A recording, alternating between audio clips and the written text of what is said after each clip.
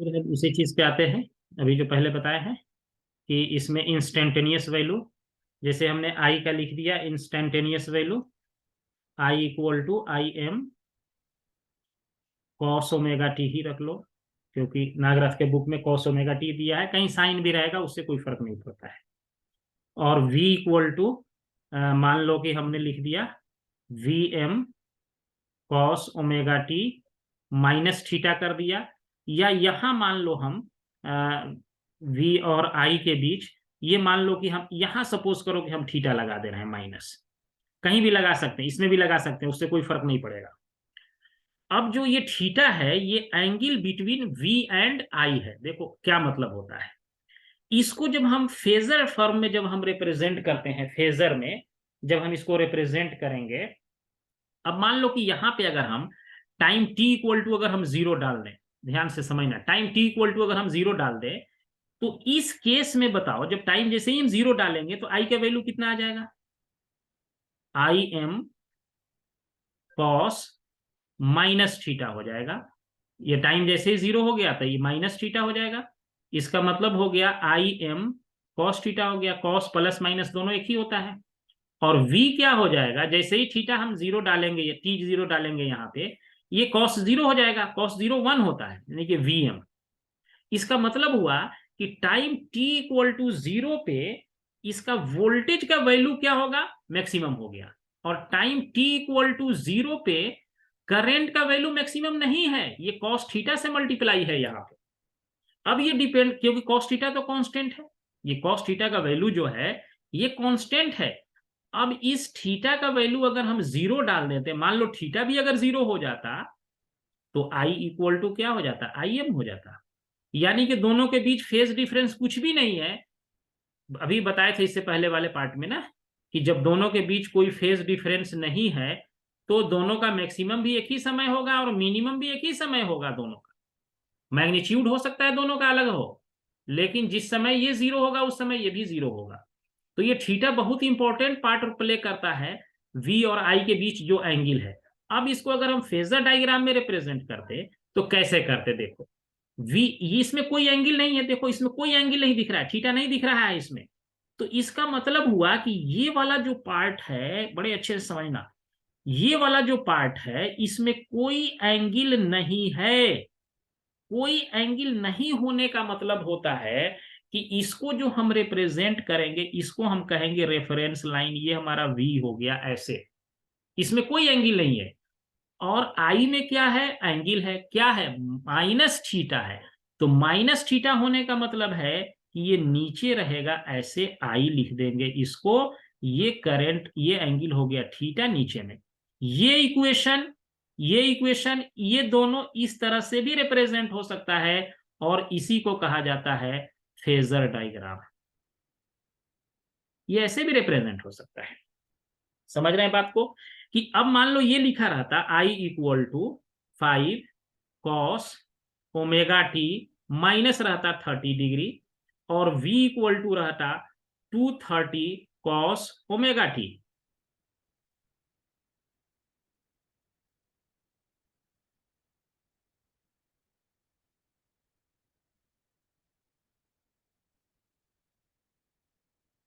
ये हमारा इस तरह से रहता, every instant of time value of current और वोल्टेज क्या हो रहा है, ये चेंज हो रहा है। तो अब हम कैसे एसी वैल्यू को कैसे डिफाइन करें, क्या इसमें पैरामीटर लें, मैक्सिमम वाला लें या जीरो वाला लें या इसके बीच वाला कोई वैल्यू ले लें, कौन सा वैल्यू लें जिससे हम एसी वैल्यू के इफेक्टिव वैल्यू को हम डिफाइन कर सकें। तो इसको इफेक्टिव वैल्यू को, एसी का मतलब होता है इफेक्टिव वैल्यू ऑफ एसी, उस वैल्यू को कहा जाता है RMS value, effective value of an alternating current is known as root mean square value। RMS value means root mean square value, ये मतलब है root mean square value of alternating voltage or current is often used in practice to specify the quantity, quantity को specify करने के लिए, क्या मतलब हुआ क्वांटिटी? अब जैसे हम करंट लिख दें 5 एम्पियर है, लिख देते हैं, वोल्टेज लिख दिए 230 वोल्ट। अगर ये एसी है तो ये आरएमएस वैल्यू ही है, ये भी आरएमएस वैल्यू ऑफ वोल्टेज है। ये अगर एसी है तो कुछ भी नहीं कहा जा रहा है, इट मीन्स कि ये आपका आरएमएस वैल्यू है। वोल्टेज और करंट कभी भी कहीं लिखा हुआ है एसी में तो फिक्स है, that value is only RMS value, वो मैक्सिमम वैल्यू नहीं है। अगर मैक्सिमम होगा तो वो लिखा रहेगा कि ये मैक्सिमम वैल्यू है। तो आरएमएस वैल्यू क्या कहते हैं? इफेक्टिव वैल्यू कहते हैं। इफेक्टिव और वर्चुअल वैल्यू भी कहते हैं, इफेक्टिव और इसको वर्चुअल वैल्यू भी कहते हैं। इसका दूसरा नाम है वर्चुअल वैल्यू। इफेक्टिव वैल्यू और वर्चुअल वैल्यू, दो वैल्यू इसको कहते हैं। अब देखिए इसमें क्या होगा आपका, वर्चुअल वैल्यू का क्या मतलब होता है और इफेक्टिव वैल्यू का क्या होता है। अब कभी मेजरमेंट करेंगे आमीटर और वोल्ट मीटर से, अगर मेजर करेंगे एसी को तो ये यही वैल्यू मेजर करता है, ये आरएमएस वैल्यू मेजर करता है। अगर हम आमीटर से या वोल्ट मीटर से मेजर करेंगे तो यही वैल्यू है। और 12 में ये पढ़े हैं, इसमें अब पढ़ाने की जरूरत नहीं है कि करंट का आरएमएस वैल्यू निकालते हैं तो ये Im/√2 होता है, और वोल्टेज का अगर मैक्सिमम आरएमएस वैल्यू निकालते हैं, अभी हम निकाल के दिखा भी देंगे, तो ये आपको आएगा Vm/√2 होता है।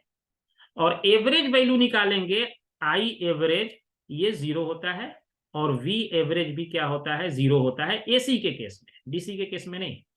ये एसी के केस में वोल्टेज का भी एवरेज वैल्यू 0, करंट का भी average value 0, RMS value current का Im/√2, Im क्या है? मैक्सिमम वैल्यू है। वी आरएमएस क्या होगा? Vm/√2, ये Vm क्या है? वोल्टेज का मैक्सिमम वैल्यू है। जैसे अगर V लिख दिया जाए 230 साइन ओमेगा टी, मान लो लिख दे, साइन लिख दो क्या लिख दो, उससे कोई फर्क नहीं पड़ता।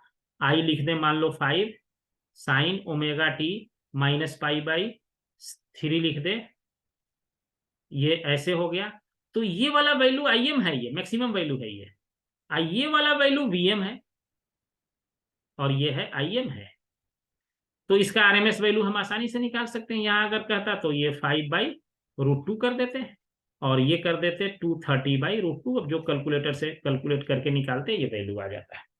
तो यही वाला जो वैल्यू होगा, अगर वोल्ट मीटर से मेजर करेंगे तो ये 230/√2 देगा। करंट मेजर करेंगे अमीटर से तो 5/√2 देगा। ये हमेशा आरएमएस वैल्यू मेजर किया जाता है, मैक्सिमम वैल्यू नहीं। मैक्सिमम आरएमएस निकल जाएगा तो उसमें √2 से मल्टीप्लाई कर देंगे तो मैक्सिमम निकल जाएगा। अब इसका कैलकुलेशन जब हम निकालते हैं आरएमएस वैल्यू का और एवरेज वैल्यू का, तो ये बड़ा सिंपल है, इसमें कुछ मुश्किल चीज नहीं है। कैसे सब इसको डिफाइन जो करते हैं, जैसे हमारा एक कंटिन्यूअस फंक्शन है ना, जैसे कि ये हमारा, इसको इसको बहुत अच्छे से एकदम माइंड में रखना। IRMS का मतलब होता है, इसको, ये पीरियोडिक फंक्शन है, तो 1/टाइम पीरियड 0 to t I, देखो रूट है, मीन है, स्क्वायर है। तो करंट का निकालना सबसे पहले इसमें स्क्वायर वाला लिखते हैं, आई का निकालना है तो आई का स्क्वायर कर दिए। यहां मीन का मतलब होता है कि इसके टाइम पीरियड पे इसको इंटीग्रेट कर दिया जाए, 1/t 0 to t हो गया, तो ये हो गया मीन हो गया, ये हो गया स्क्वायर हो गया, मीन हो गया। अब इसमें क्या करना है? रूट लगाना है। तो इंटीग्रेट करेंगे तो किसी फैक्टर से इंटीग्रेट करेंगे ना, किसी, ऐसे लिख देंगे इसको। इसी को कहते हैं IRMS value, root mean square value. ये हो गया रूट मीन स्क्वायर वैल्यू, या square root of mean of squares of the instantaneous current over the cycle. ये भी हम एक चीज, अभी एक एग्जांपल अभी हम देंगे न्यूमेरिकल, इससे तो और ज्यादा क्लियर होगा। यानी इसका डिफिनेशन यही है। उसी तरह से वोल्टेज का निकालेंगे, ये डिफाइंड करते हैं ये यानी 1/t 0 to t V² into d⍵t। ये कौन सा वैल्यू है? ये इंस्टेंटेनियस वाला वैल्यू है, ये डाल देंगे और इसमें स्क्वायर रूट लगा देंगे और इसको सॉल्व कर लेंगे। तो यही वाला निकल के आ जाएगा Vm/√2। एक हम करके दिखा देते हैं, दूसरा वाला अपने से कर लेना।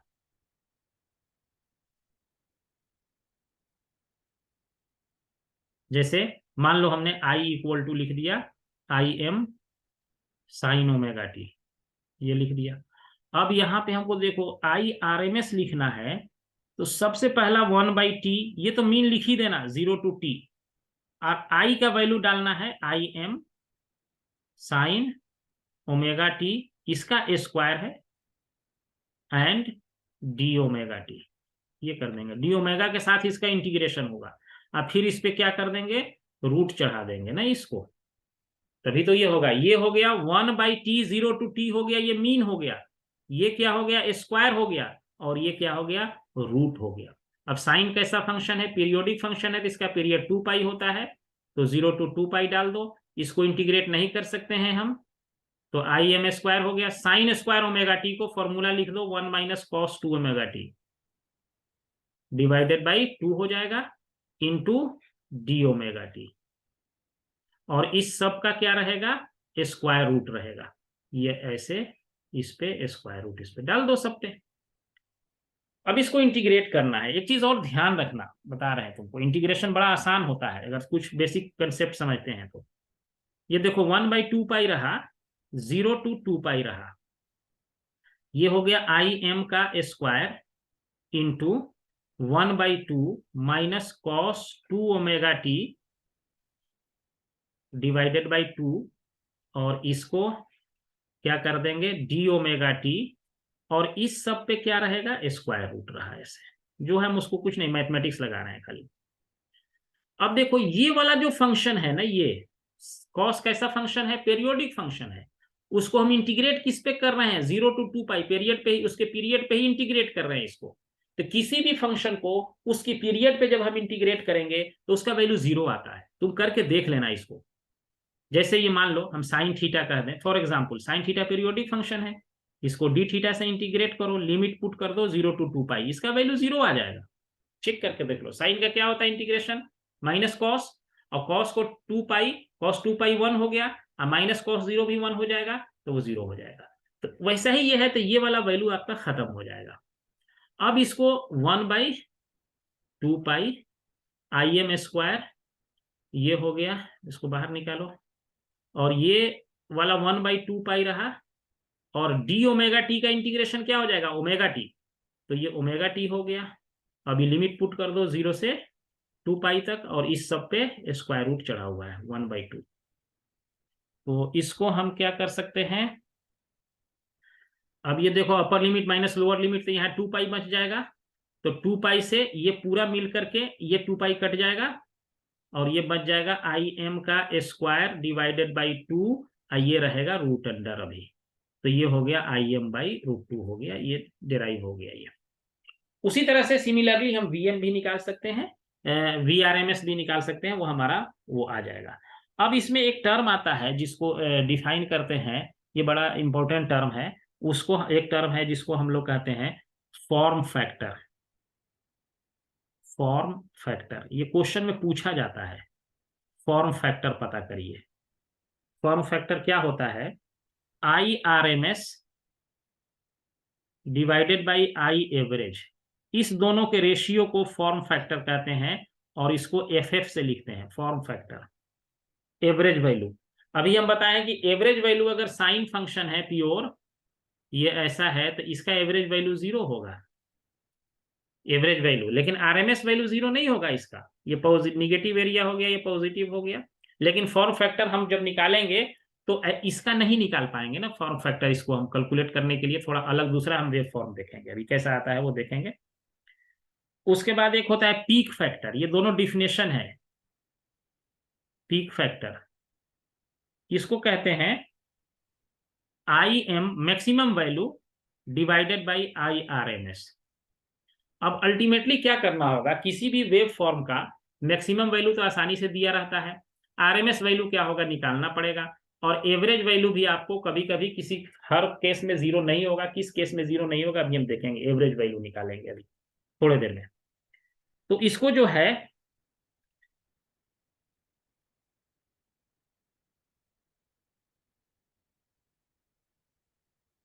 अब जैसे कि एवरेज वैल्यू की अगर हम बात करेंगे, इसमें ये साइनोसॉइडल फंक्शन है, तो इसका एवरेज वैल्यू क्या हो जाएगा, 0 हो जाएगा इसका। तो इसीलिए इसके हम फुल वेव की बात नहीं करते हैं। जब हमको फॉर्म फैक्टर निकालना होगा तो आधा ही वेव का बात करेंगे, ये सिर्फ इसके वेव की हम बात करते हैं। अभी हम देख रहे हैं, इसके आगे एक एग्जाम्पल से भी समझेंगे, आधा वेव की बात करेंगे इसमें। तो ये इसको समझने के लिए अब एक क्रेस्ट फैक्टर और amplitude factor, this is also called crest factor और एम्पलीट्यूड फैक्टर, ये जो अभी हमारा निकला है, ये क्या कहते हैं इसको, पीक फैक्टर को, इसको क्रेस्ट फैक्टर भी कहा जाता है, दूसरा नाम इसका है क्रेस्ट फैक्टर है, या एम्पलीट्यूड फैक्टर भी है, एम्पलीट्यूड फैक्टर है इसको कहते हैं। ये सब बेसिक बेसिक डिफिनेशन है जो आपको आना चाहिए। अब इसमें जैसे कि मान लो अगर हम पॉजिटिव हाफ साइकिल की बात करेंगे, सिर्फ अभी हम आगे निकालेंगे, अभी हाफ साइकिल की हमारी बात होगी, तो इसका एवरेज वैल्यू और आरएमएस वैल्यू क्या होगा, कैसे निकालेंगे, ये अभी हम एक एग्जांपल से आपको समझाते हैं, तो बहुत अच्छे से क्लियर हो जाएगा। देखो ये जो हम लोग पढ़े, देखो ये क्वेश्चन कह रहा है कि आपके पास controlled rectifier are implied to convert AC to DC. Controlled rectifier होता है, जैसे हम लोग घर में इन्वर्टर लगाते हैं, वो वो क्या करता है, डीसी को एसी में बदलता है, लेकिन ये क्या नाम है, रेक्टिफायर है, जो कि एसी से डीसी में बदलेगा आपको। एसी जब हम देंगे, घर में हमारे एसी आता है, और उसको ये क्या करता है, डीसी में बदल देता है। एसी को डीसी में बदलने के लिए हम लोग जिस चीज को यूज करते हैं उसको रेक्टिफायर कहते हैं। The output of A controlled rectifier has wave form shown. इस जो रेक्टिफायर वो आउटपुट देगा, उसका वेव फॉर्म ऐसे आता है, यानी कि एसी से जब हम डीसी बनाएंगे तो उसका वेव फॉर्म ऐसा आता है। देखो ये डीसी नहीं है, डीसी एक्चुअली होना चाहिए, डीसी तो सीधा ऐसे लाइन आएगा, तब तो डीसी कहेंगे। ये ऐसा वेव फॉर्म बन के आता है, जैसे मोबाइल चार्जर हम लोग करते हैं, तो उसमें एसी से वो डीसी में कन्वर्ट करता है। वो रेक्टिफायर सर्किट वहां लगा रहता है कि एसी को डीसी में, मोबाइल वाले से जब हम रिचार्ज करते हैं, या लैपटॉप में जो बैटरी चार्जर लोग लगाए रहते हैं, वो डीसी, एसी को डीसी में कन्वर्ट करके लैपटॉप में जो लगाते हैं वो है। तो उसका वेव फॉर्म कुछ ऐसा आएगा, ये दिखेगा तुमको लेबोरेटरी में, अगर इसको कराया जाएगा एक्सपेरिमेंट, हाफ वेव रेक्टिफायर का आउटपुट ऐसा दिखता है ये। अब इसमें देखो पूछ रहा है हमें निकालने के लिए, एवरेज वैल्यू निकालिए और आरएमएस वैल्यू निकालिए, ये दो चीज निकालना है आपको। खूब अच्छे से समझना एवरेज वैल्यू का क्या मीनिंग होता है। Average value is defined as, I का अगर निकालना है तो 1/t, ये एकदम याद कर जाना, 0 to t I into D omega T होता है, यही एवरेज वैल्यू को डिफिनेशन है। और ये करंट का निकालना है ना एवरेज, तो यहाँ करंट आएगा। वोल्टेज का निकालना है तो यहाँ वोल्टेज आएगा। यहाँ मान लो किसी वाई का निकालना है तो यहाँ 1/t कोई भी फंक्शन हो सकता है, 0 to t यहाँ वाई इंटू डी टी होगा अगर टाइम के साथ है तो। जिस फंक्शन का निकालना हो वही फंक्शन यहाँ पे आएगा। करंट का निकाल रहे हैं तो यहाँ करंट आएगा। अब इसमें देखना, ध्यान से समझना, पूछेंगे तुम लोगों से, बताना पड़ेगा। ये फंक्शन यहां से स्टार्ट हुआ है ना, π/2 पे, इसका वैल्यू कितना है, 20 है। ये π/2 पे इसका वैल्यू कितना है, 20 है। उसके बाद जैसे ही π/3 पे 20, जैसे पाई पे पहुंचता है तो इसका वैल्यू क्या हो जाता है, 0 हो जाता है। फिर पाई से यहां चलते चलते 2π, फिर यहां तक ये 0 रहा है, इतना लेंथ तक ये 0 रहा है। फिर उसके बाद क्या हो गया, वही 20 एम्पियर आ गया इसके पास। तो क्या मतलब हुआ, अब इसका हम पूछे कि इस फंक्शन का पीरियड कितना है, ये हमको बताओ। ये फंक्शन कितने टाइम के बाद रिपीट हो रहा है, इसका टाइम का पीरियड बताओ तो जल्दी से, दोनों सोच करके, कितना आ रहा है टाइम पीरियड। तो यहां से ही जब चला, यहां से, ये तो यहां तक तो था ही नहीं, यहां से चला ऐसे आया, ये पाई तक पहुंचा, पाई से लेके फिर 2π प्लस π/3 तक तो रेस्ट मारा है यहां तक, पूरा यहां से यहां तक, फिर वैसे ही शुरू किया। तो यानी यहां से यहां तक जो टाइम लगेगा वही पीरियड कहलाएगा इसका। तो अब इस फंक्शन में जब हम आई एवरेज लिखेंगे तो ये रहेगा 1/2π, और ये हो जाएगा आपका, क्या हो जाएगा, देखो क्या हो गया, ये आपका हो जाएगा 0 to 2π, इसको इंटीग्रेट करेंगे और ये लिख देंगे आई डी ओमेगा टी। लेकिन अब जब इसको इंटीग्रेट करना शुरू करेंगे तो हम देख क्या रहे हैं इस वैल्यू के इंटीग्रेशन में, देखो मैथमेटिक्स कितना यूज होता है। तो इसको हम कहेंगे 1/2 पाई। अब देखो हमने कहां से कहां तक इंटीग्रेट किया है, 0 से 2 पाई तक, इसका 0 से 2 पाई। तो 0 से 2 पाई पे जब हम जाएंगे, 0 तो हमारा यहां हो गया और 2 पाई कहाँ है, यहां है। तो इसमें देखो ये तो ऐसे ही रहेगा, 1/2 पाई रहा। अब इसमें हम देख रहे हैं कि वेव यहां से यहां तक भी 2 पाई ही है, ये वाला टोटल यहां से यहां तक ये भी 2 पाई ही है, यहीं से यहां की बात करो। तो पाई/3 से लेकर के पाई तक इसका वैल्यू कितना है, 20 sin⁻t है। इस वेव फॉर्म को हम लिखेंगे ना, यहां से ये साइनसॉइडल है ये, तो पाई/3 से लेकर के पाई तक ये 20 sin⁻t है।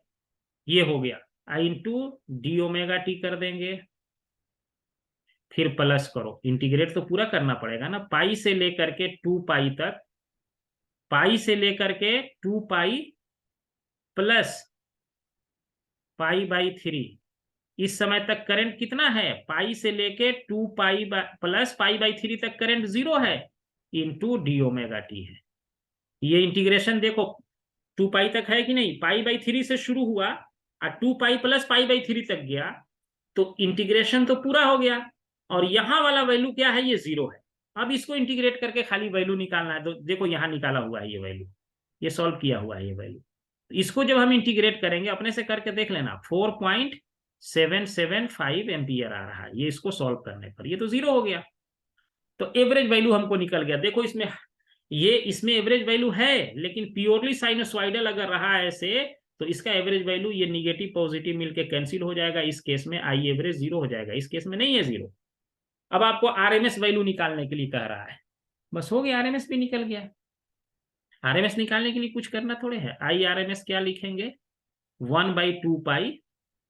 अब जो वैल्यू यहां बच गया है वही वैल्यू तो आरएमएस के लिए भी यूज करेंगे, ये वाला तो 0 हो रहा है, तो 0 है, तो इसको कहेंगे 20 sin⁻t का स्क्वायर इंटू d⁻t, और इसको इंटीग्रेट कर देंगे पाई/3 से लेकर के पाई। अब अगर आप ये लिख देंगे ना 20/√2 कर देंगे तो गलत हो जाएगा आरएमएस। वो 20/√2 तभी आता है जब वो वेव पूरा साइनोसॉइडल है, तब ये ध्यान रखना है। और ऐसा क्वेश्चन पूछा नहीं जाता है एग्जाम में कभी भी, कि आपको ऐसे दे देगा 20 sin⁻t और कहेगा आरएमएस वैल्यू बताओ, 20/√2 लिखने के लिए कभी भी ना पूछा जाएगा एग्जाम में।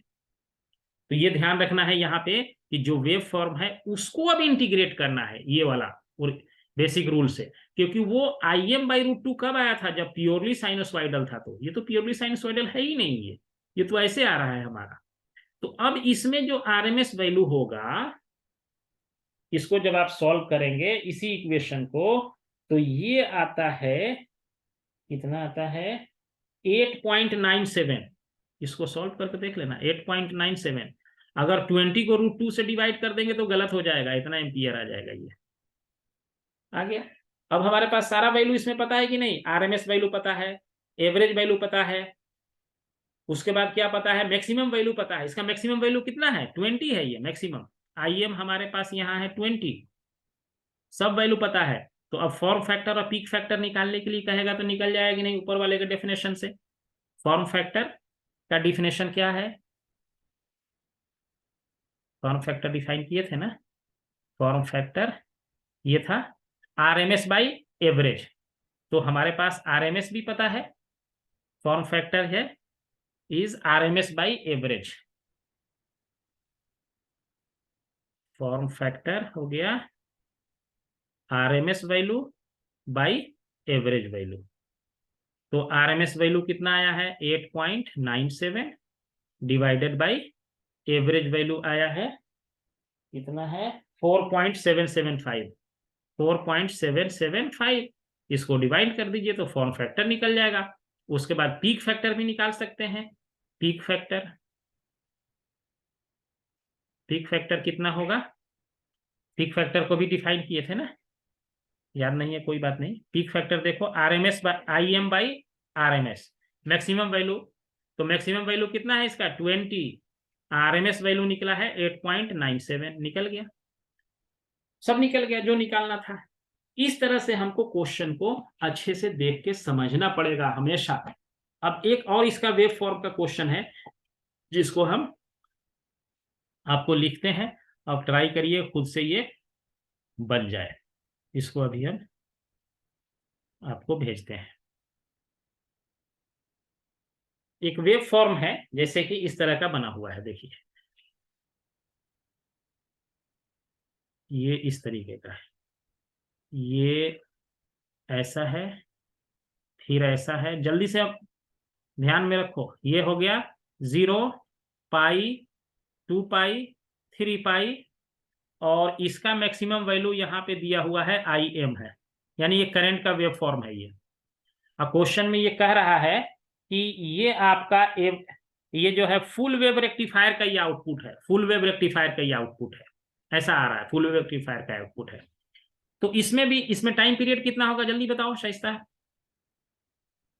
कितने के बाद ये रिपीट हो रहा है फिर फंक्शन? पाई, पाई पाई हो गया टाइम पीरियड। अब ये कैसा फंक्शन है, साइनोसॉइडल है, तो I equal to IM sine omega t हो गया, है ना। तो ये हम IM साइन ओमेगा टी हो गया। अब इसको क्या करेंगे, एवरेज निकालेंगे, तो I एवरेज इक्वल टू 1/पाई 0 टू पाई कर देंगे इसको, और I का वैल्यू लिखेंगे IM sine omega T and into D omega T कर देंगे। तो इससे I एवरेज का वैल्यू जो निकल के आ जाएगा, इससे हमको आ जाएगा, निकाल के देखना, IM बाई पाई आ जाएगा, ये निकाल लेंगे। ये एक का हो गया।